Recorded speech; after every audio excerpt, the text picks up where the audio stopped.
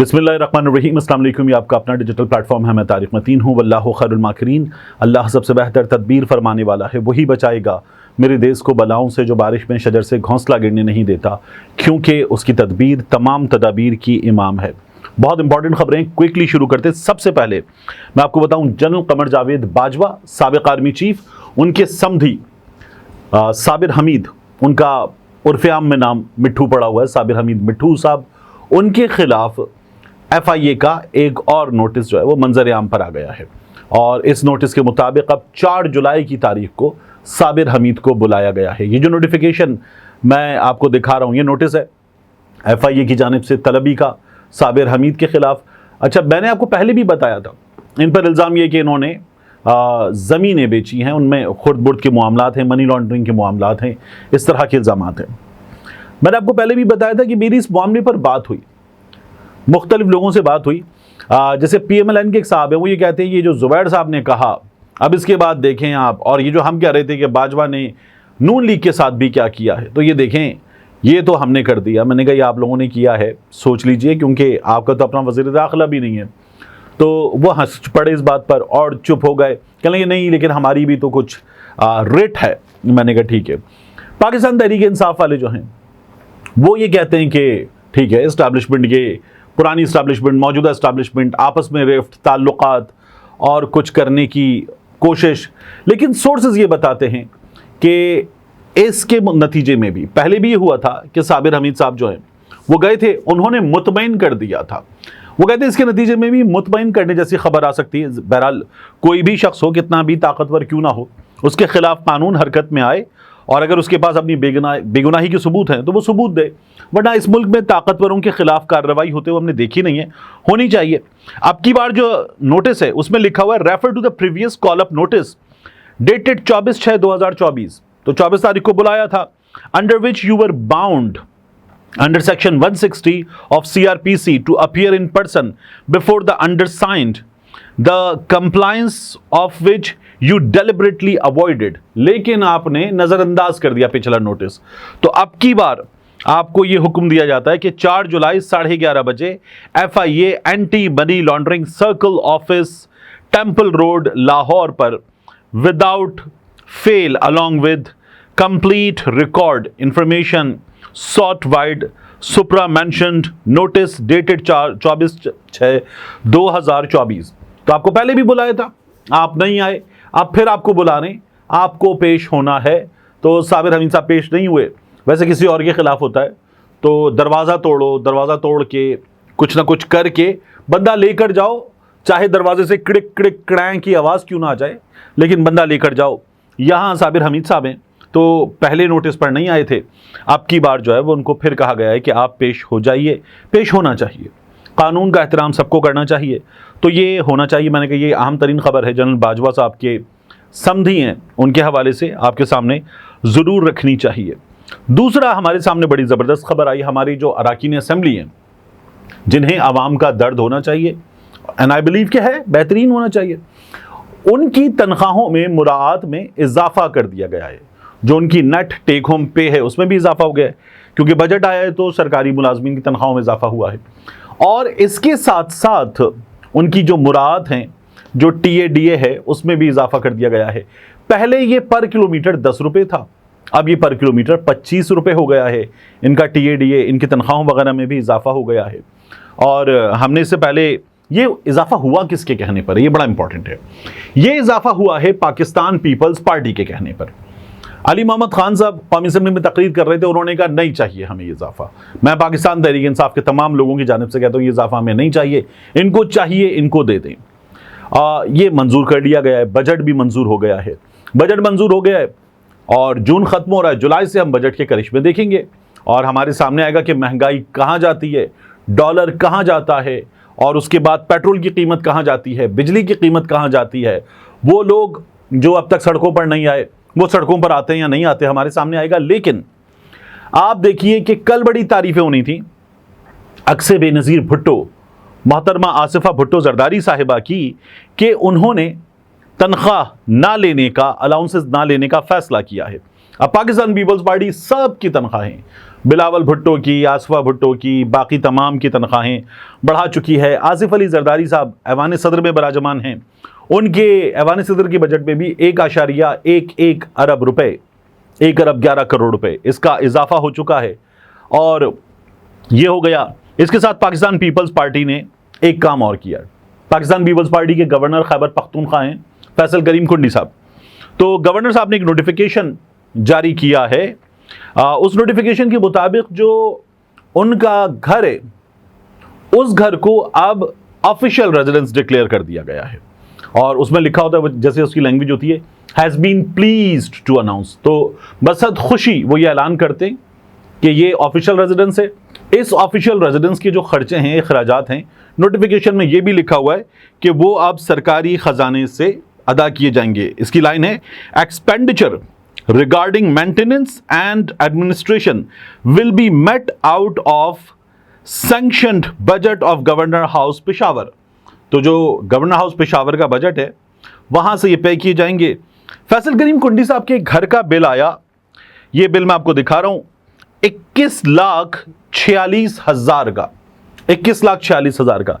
अब ये बिल भी वहां से अदा किया जाएगा, ये पता चलना चाहिए, क्योंकि मेरा ये यकीन है कि 21,46,000 का जो बिल है, ये 2,000 यूनिट का बिल तो नहीं हो सकता, ये उससे ज़्यादा का होगा। क्योंकि आमतौर पर चीफ जस्टिस को, आर्मी चीफ को, चीफ सेक्रेटरी को, बड़े बड़े ब्यूरोक्रेट्स को, सिविल मिलिट्री जो ब्यूरोक्रेसी है, उनको जो फ्री वो मिलती हैं यूटिलिटी सहूलियात, उनमें शामिल हैं गालिबन 2,000 मिनट्स मोबाइल फ़ोन के, और इसके अलावा बिजली के यूनिट्स, गैस के यूनिट्स, इनके साथ हाउस रेंट, ये तमाम चीज़ें मिलती हैं, मेडिकल मिलता है। तो मुझे लगता है कि 21 लाख का जो बिल है वो 2,000 यूनिट से कहीं ऊपर की चीज़ है, वो गवर्नर हाउस से अदा किया जाएगा। ये अब खैबर पख्तूनख्वा की हुकूमत कैसे करेगी, कैसे करेंगे हमारे अली अमीन गंडापुर साहब, देखने की बात है। लेकिन अवामी खिदमत का ये बड़ा ज़बरदस्त अंदाज़ है पाकिस्तान पीपल्स पार्टी का, जो उन्होंने अपने अरकान पार्लिमान के लिए, बाकी तमाम पार्लिमान के लिए मंजूर करवा लिया है। तो ये लोग तो अवाम की खिदमत के लिए आए थे, 200 यूनिट फ्री देने आए थे एक आम आदमी को, और इसके अलावा बजट में उसके लिए कुछ नहीं है, ये तकरीरें कर रहे थे। लेकिन एक चीज़ मुझे समझ में नहीं आती कभी भी, आपने कभी सुना है कि ये जो अरकान असम्बली हैं, इनकी तनख्वाहें लेट हुई हों, इनके पैसे लेट हुए हों? कभी आपने सुना कि जज साहिबान की तनख्वाहें लेट हुई हों, सुप्रीम कोर्ट के, हाई कोर्ट के, अदालतों के दीगर स्टाफ की तनख्वाहें लेट हुई हों? कभी आपने सुना कि जो फौजी मुलाजमीन हैं उनकी तनख्वाहें लेट हुई हों, या उन्होंने जिस तरह से बड़े बड़े शहरों में एहतजाजी मुजाहरे होते हैं, एप्का वाले मुजाहरे करते हैं, लेडी हेल्थ वर्कर्स मुजाहरे करती हैं, ये जो हेल्थ वर्कर्स हैं मुख्तलिफ जो वैक्सीनेशन के लिए काम करते हैं, ये लोग मुजाहरे करते हैं। कभी आपने इन लोगों को मुजाहरे करते हुए देखा? फौजियों को, सरकारी मुलाजमीन को, अदालत की मुलाजमीन को, असम्बली के मुलाजमीन को, असम्बली के अरकान को नहीं देखा। कभी इनकी तनख्वाहों में इजाफे की करारदाद आए तो मुस्तरद हो जाए, कभी आपने देखा? नहीं देखा। तो मुस्तरद क्या होता है? एक आम आदमी के लिए सहूलत मुस्तरद होती है। इस बजट में टैक्सों का बोझ लादा गया, इस बजट के नतीजे में बिजली महंगी होगी, गैस महंगी होगी, वो हो जाएगा। बाकी कोई बड़ा नोटिस क्यों लेगा? 2,000 यूनिट इनके फ्री हैं, ये नोटिस क्यों लेंगे? इनका TADA, इनका पेट्रोल, इनके हाउस रेंट अलाउंसेस, ये नोटिस क्यों लेंगे? और ये कब हैं, ये हाउस रेंट अलाउंसेस, ये चीज़ें कब हैं इनकी, कि जब इन लोगों की तनख्वाहें, चीफ जस्टिस साहब की तनख्वाह 15 लाख प्लस ही है, आर्मी चीफ साहब की तनख्वाह 5 लाख के आसपास ही है, चीफ सेक्रेटरी साहब की तनख्वाह भी 5-6 लाख के आसपास है। इसी तरह से जो दीगर अरकान हैं मुख्तलिफ बड़े बड़े इदारों के, महकमों के, उनकी तनख्वाहें हमारे सामने। जो न्यूज़ ने खबर दी और मुस्लिम लीग नून के अपने जो सोशल मीडिया वर्कर्स हैं उन्होंने एहतजाज किया, पंजाब हुकूमत ने एक लॉ ऑफिसर की तनख्वाह कर दी है 31 लाख रुपए, महज 31 लाख रुपए। तो जब ये हुकूमतें करेंगी तो फिर ये हुकूमतें अवाम की नुमाइंदा हुकूमतें, अवाम का दुख दर्द रखने वाली हुकूमतें, अवाम की खिदमत करने वाली हुकूमतें कैसे बन सकती हैं? ये अपने लिए मुराद, जहन्नुम के बारे में कहते हैं, जहन्नुम पुकारेगा, उसमें लोगों को डाला जाएगा, उसकी आग भड़कती जाएगी और जहन्नुम पुकारेगा हल मिन मजीद, हल मिन मजीद, और डालो। तो वो ये और डालते रहें, ये कभी भी ख़त्म ना होने वाला सिलसिला है, ये तो रुकने वाला बिल्कुल भी नहीं है। एक जानिब ये हाल है। दूसरी जानिब क्या हुआ? पंजाब असेंबली में नारे लगे। मरियम नवाज शरीफ साहिबा तकरीर कर रही थी। मरियम नवाज शरीफ साहिबा की तकरीर के मौके पर ही पंजाब असेंबली में नारे लगे। ये नारे क्या थे, मैं आपको सुनवाता हूं ये नारे क्या लगे।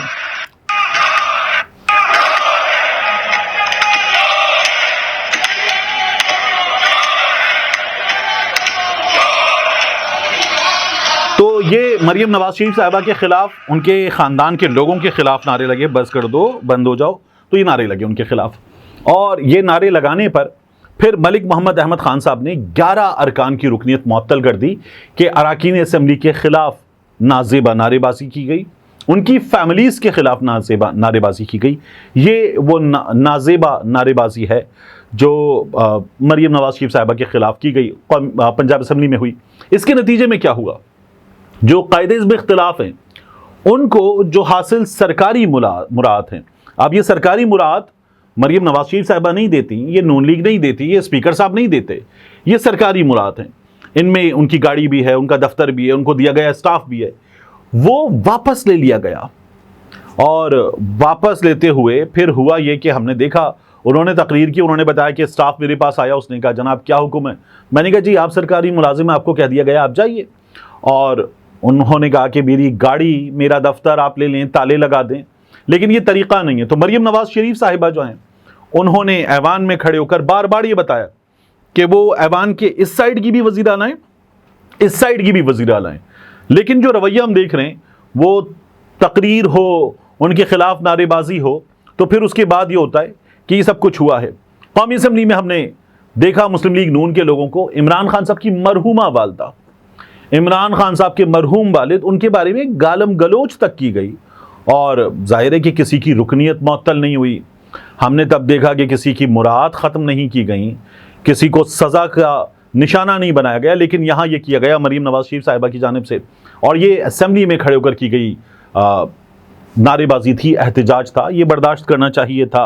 इसमें से जाहिर है कि कुछ चीज़ों पर एतराज़ किया जा सकता है कि आप मेरे वालिद के बारे में चोर हैं के नारे लगा रहे हैं, लेकिन ये जो रवैया है कि अब आपकी गाड़ी भी वापस ले ली जाए और आप फ़रहत अब्बास, हाफिज़ फ़रहत की गाड़ी में बैठकर जाएं, तो ये मरियम नवाज शरीफ साहिबा की जानिब से हमें देखने को मिला। पंजाब असेंबली में बहुत ही अजीब व गरीब काम हुआ।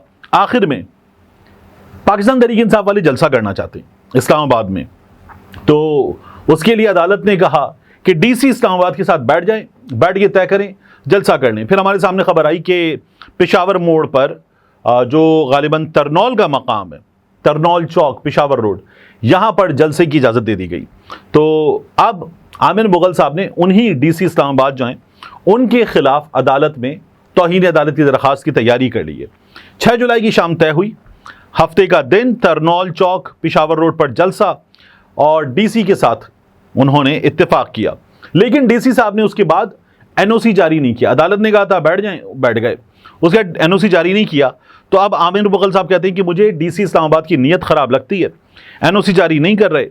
पीटीआई दुश्मन नाजायज़ पीडीएम हुकूमत के हाथों में डीसी इस्लामाबाद साहब खेल रहे हैं, ये उनकी दरख्वास्त का मतन है। और उनका ये कहना है कि इस्लामाबाद की आवाम की तरफ से 8 फरवरी को तीनों सीटों पर इमरान खान के नुमाइंदों को तारीखी फतह दिलवाने के बाद से नाजायज़ हुकूमत इस्लामाबाद की आवाम से खौफजदा है, और इस सिलसिले में अब उन्होंने रुजू कर लिया है अदालत से। तो ये हमारी जमहूरियत का रवैया है। इसमें आप देखिए कि आम आदमी के लिए कोई रिलीफ नहीं है। अपना 21 लाख का बिल आम आदमी देगा, कौमी ख़जाने से आएगा। अरकान की तनख्वाहों में इजाफा, उनकी मुराद में इजाफा आम आदमी देगा। करोड़ों रुपए का इजलास होता है, और फिर उसके बाद आप देखिए कि इस मुल्क में गरीब आदमी की हालत क्या है।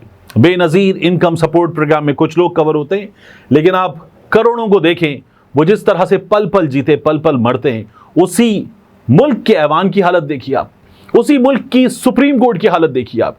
जज साहिबान जब बैठे होते हैं ना, तो उनके सर से इतनी ऊंची कुर्सी होती है, इतनी ऊंची कुर्सी, उनके वजूद से इतनी बड़ी कुर्सी होती है, इतनी बड़ी कुर्सी। और उस इतनी बड़ी सरकारी कुर्सी पर बैठे हुए जज साहिबान जिस अदालत में बैठे होते हैं, उस अदालत में इतना तेज एसी चलता है कि उन लोगों को, वहां पर मौजूद लोगों को ठंड लगती है। जज साहिबान तो अपना कोट, उसके बाद गाउन सब पहने हुए होते हैं, वकला वहां पर कोट पहने होते हैं। लेकिन अगर कोई आम आदमी आ जाए जिसने सिर्फ एक पैंट शर्ट पहन रखी हो, एक कुर्ता शलवार पहन रखा हो, तो उसे वहां ठंड लगती है। वहां जज साहिबान के पीछे खड़े होते हैं ऐसे मुलाजमीन अदालत के जिन्होंने वर्दी पहनी होती है, शेरवानी होती है, सर पर उनके जिना कैप होती है, और उनकी ड्यूटी क्या होती है, वो जब केस चल रहा हो तो जज साहिबान को चाय कॉफ़ी और पानी पेश करेंगे, और उसके बाद जब जज साहिबान जितनी बार उठेंगे, खा वो दरखास्त की समाअत ख़त्म हो जाए या दरमियान में ब्रेक लिया जाए, तो वो तमाम लोग आकर जज साहिबान की कुर्सियां आगे करेंगे, पीछे करेंगे। ये उनकी ड्यूटी है, ये हमारा इंसाफ देने वाला इदारा है। मिलते हैं इंशाल्लाह आपसे अगली वीडियो में। अस्सलाम वालेकुम। मेरी वीडियो जारी है, मगर मैं दरमियान में इसलिए आन टपका हूं कि आपको बताना है। आप देख सकते हैं हमारा दूसरा चैनल डॉक्यूमेंटेड भी। डॉक्यूमेंटेड में हम पाकिस्तान की तारीख के अहम तरीन वाक़यात, बाज़ औक़ात आलमी तारीख के अहम तरीन वाक़यात डॉक्यूमेंट करेंगे। ऐसी कहानियाँ जो ज़रा छुपी हुई हैं, अनकही हैं, मुकम्मल तफसीलात के साथ आपके सामने नहीं हैं।